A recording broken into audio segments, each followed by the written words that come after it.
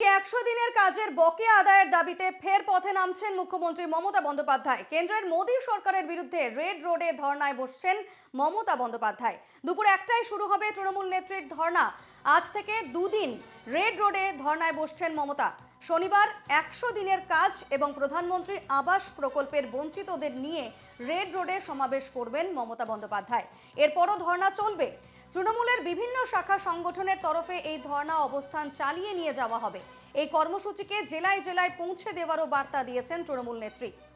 আমাদের সঙ্গে এই মুহূর্তে সরাসরি রয়েছেন প্রতিনিধি রণজয় মুখোপাধ্যায়। রণজয়, কি ছবি রয়েছে, কতটা প্রস্তুতি সম্পন্ন হয়েছে? কারণ মমতা বন্দ্যোপাধ্যায় দুপুর 1টা থেকে ধর্নায় বসতে চলেছেন।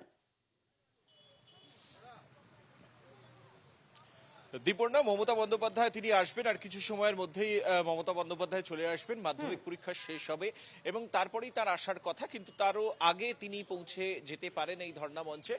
সূত্রের খবর তেমনটা। এবং তুমি আজকে বি.আর. আম্বেদকরের মূর্তির পাশে মমতা বন্দ্যোপাধ্যায় রেড রোডের এই ধর্ণা। দীপর্ণা, তুমি জানো যে বছর খানেকের মধ্যেই মমতা বন্দ্যোপাধ্যায় একই জায়গায় ফের ধর্ণায় বসতে চলেছেন এবং গত বছর 2023 সালের মার্চ মাসে মমতা বন্দ্যোপাধ্যায় 30 ঘন্টার জন্য এই বি.আর. আম্বেদকর স্ট্যাচুর নিচে ধর্নায় বসেছিলেন এবং যে বিষয় আজকে যে বিষয় নিয়ে কেন্দ্রীয় আর্থিক বঞ্চনা নিয়ে ধর্নায় বসছেন, সেই বিষয় নিয়েই কিন্তু জোরদার আন্দোলন গড়ার জন্য এই রাজপথে মমতা বন্দ্যোপাধ্যায় 1 বছর আগে তিনি ধর্নায় বসেছিলেন। এবং এই মুহূর্তে একদম ছবিটা যে বিষয়, সেখানে হচ্ছে সম্পূর্ণভাবে প্রস্তুতি পর্ব সম্পন্ন হয়েছে। চূড়ান্ত পর্বের প্রস্তুতি সম্পন্ন হয়েছে। তুমি জানো যে আমরা দেখিয়েছি এনকেটিভির দর্শকদের সকাল 9টার সময় কলকাতার পুলিশ কমিশনার তিনি এসেছিলেন, বিনীত গোয়েল তিনি এসেছিলেন এবং ধর্নাস্থল তিনি পর্যবেক্ষণ করে গিয়েছেন এবং বিরাট পুলিশ বাহিনী রয়েছে এবং সম্পূর্ণ জায়গাটা একদম নিরাপত্তা বলয়ে ঢেকে দেওয়া হয়েছে। যেহেতু 48 ঘন্টা ধরে প্রায় অবস্থান করবেন, ধর্না মঞ্চে থাকবেন তৃণমূল সুপ্রিমো মমতা বন্দ্যোপাধ্যায়। আজকে রাতের বেলাও তিনি আজকে এখানেই অবস্থান করবেন, আগামীকালও তিনি থাকবেন এবং তারপরে কি বলবেন এই বিষয় নিয়ে, এই অবস্থান নিয়ে মমতা বন্দ্যোপাধ্যায় শেষ বেলায় আগামীকাল সন্ধে বেলায় মমতা বন্দ্যোপাধ্যায় বার্তা রাখবেন। সূত্রের খবর তেমনটাই। এবং আজকে সাংগঠনিক বৈঠক রয়েছে দুই বর্ধমান জেলা নিয়ে আজকে সাংগঠনিক বৈঠক করবেন মুখ্যমন্ত্রী মমতা বন্দ্যোপাধ্যায়। তুমি জানো দীপর্ণা যে লোকসভা নির্বাচনের জন্য মমতা বন্দ্যোপাধ্যায় প্রত্যেকটা জেলা ধরে ধরে তিনি সাংগঠনিক বৈঠক করছেন এবং সেই জায়গা থেকে আজকে দুই বর্ধমান জেলা, পূর্ব এবং পশ্চিম বর্ধমান জেলা নিয়ে আজকে মমতা বন্দ্যোপাধ্যায় তিনি বৈঠক করবেন। এই ধর্ণা মঞ্চের পাশেই এই বৈঠক হবে।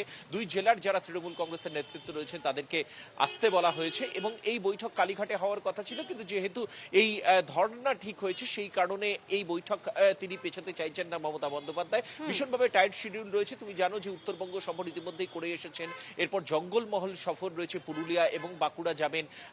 মমতা বন্দ্যোপাধ্যায় দিল্লি যাবেন, আগামী 7 তারিখ দিল্লি যাবেন এবং 5 তারিখ থেকে বিধানসভার অধিবেশন শুরু হচ্ছে, বাজেট অধিবেশন 5 তারিখের, সেই অধিবেশনেও থাকবেন। তাই সামনে যেহেতু লোকসভা নির্বাচন, তাই সময় নষ্ট করতে চান না তৃণমূল সুপ্রিমো, সেই জন্য আজকেই এখানে এই বৈঠক, সাংগঠনিক বৈঠক ডেকেছেন তৃণমূল সুপ্রিমো মমতা বন্দ্যোপাধ্যায়। এবং তুমি জানো যে আজকের এই যে ধর্ণা অবস্থান, 1 বছরের মধ্যে একই জায়গায় দুবার শহর কলকাতার রাজপথে মমতা বন্দ্যোপাধ্যায় বসছেন এবং সেইটা ভীষণভাবে তাৎপর্যপূর্ণ। লোকসভা নির্বাচনের প্রাক্কালে এই যে দাবিটা, এই দাবিটা কিন্তু দীর্ঘ সময় ধরে প্রায় 1.5 থেকে 2 বছর ধরে তৃণমূল কংগ্রেস করে আসছে। তুমি জানো যে একাধিকবার প্রধানমন্ত্রীকে চিঠি পাঠিয়েছেন মুখ্যমন্ত্রী মমতা বন্দ্যোপাধ্যায়, তার সঙ্গে দেখা করেছেন অভিষেক বন্দ্যোপাধ্যায়, মমতা বন্দ্যোপাধ্যায় সংসদীয় টিম নিয়ে প্রধানমন্ত্রীর সঙ্গে দেখা করেছেন এবং ট্র্যাক 2 বৈঠক হয়েছে, অর্থাৎ সচিব আমলা স্তরের কেন্দ্র এবং রাজ্য সরকারের প্রধানমন্ত্রী মমতা বন্দ্যোপাধ্যায় অভিষেক বন্দ্যোপাধ্যায়ের বৈঠকের পরে এই ট্র্যাক 2 পর্যায়ের বৈঠক হলেও সেখান থেকে কিন্তু সেরকম ভাবে সমাধান বা সুরাহা হয়নি। অর্থাৎ যে আর্থিক বঞ্চনা, নারেগা থেকে শুরু করে 100 দিনের কাজ বা আবাস যোজনার যে কোটি কোটি টাকা পাওনা, প্রায় 1.5 লক্ষ কোটি টাকা বকেয়া রয়েছে, নারেগার ক্ষেত্রে 7,000 কোটি টাকা বকেয়া রয়েছে, তার কিন্তু কোন রকম সুরাহা হয়নি রাজ্য সরকারের। এবং এই দাবি নিয়ে ফের পথে তৃণমূল সুপ্রিমো মমতা বন্দ্যোপাধ্যায়। আর কিছু সময় পরেই তিনি আসবেন এবং এই ধর্ণা বা অবস্থানের গতি প্রকৃতি কোন দিকে যায় লোকসভা নির্বাচনের আগে, সেদিকেই কিন্তু তাকিয়ে রয়েছে গোটা দেশের। মুখ্যমন্ত্রী মমতা বন্দ্যোপাধ্যায়ের এই ধর্ণা বিশেষ করে তাৎপর্যপূর্ণ। আপাতত তোমাকে ধন্যবাদ রণজয়।